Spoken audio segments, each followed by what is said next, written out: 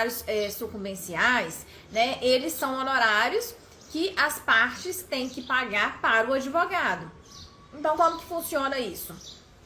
Por exemplo, vamos supor que eu, Lud, entrei na justiça contra uma empresa X, tá? Aí eu entrei na justiça e falei lá que essa empresa ela tem que me pagar R$10.000 de horas extras e R$5.000 de adicional noturno, né? Então vamos supor que eu entrei com esses dois pedidos na justiça. E aí, quando o juiz proferiu a sentença, o juiz ele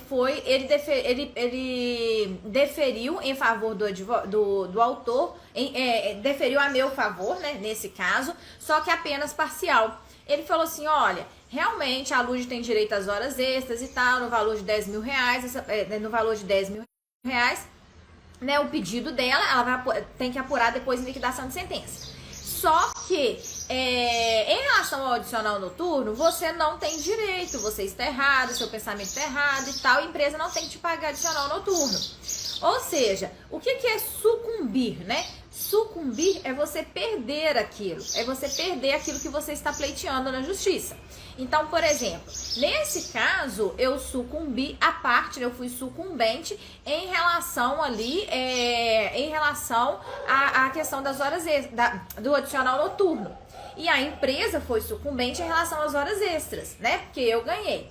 Então, o que vai acontecer nesse caso? Eu, Lud, tô falando de uma forma geral, de uma forma simples, tá, gente? Pode ter algumas especificações aí no meio, mas de uma forma resumida.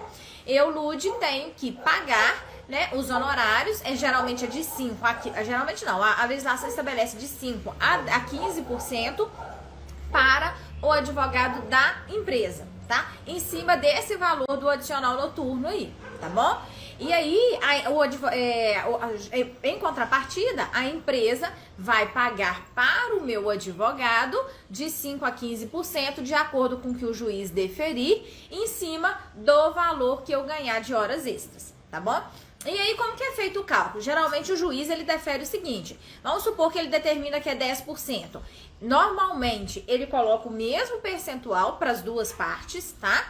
E aí, ele manda fazer o cálculo de 10% em cima do valor líquido, tá? Em cima do valor líquido que eu vou receber. Então, em cima do meu valor líquido, o valor líquido, né, que eu ganhei ali no processo, o advogado da empresa tem que pagar para o meu advogado. Aliás, a empresa tem que pagar para o meu advogado. E em cima, e o cálculo da outra parte é 10% sobre os... E a outra parte vai pagar 10%, aí no caso, né, eu vou pagar 10%, só que sobre o valor que foi estipulado lá em cima na petição inicial, tá? Então, sobre os pedidos rejeitados. Então, por isso que é importante essa questão da petição inicial. Aí, então, como é que eu faço o cálculo, né? O cálculo em si, de fato, lá dentro do PJ Calc, já tem um local que você coloca, tá? Que você vai lá e coloca o percentual de 5% e você escolhe lá sobre o valor da condenação, sobre o valor bruto, e aí tem as opções lá, tá?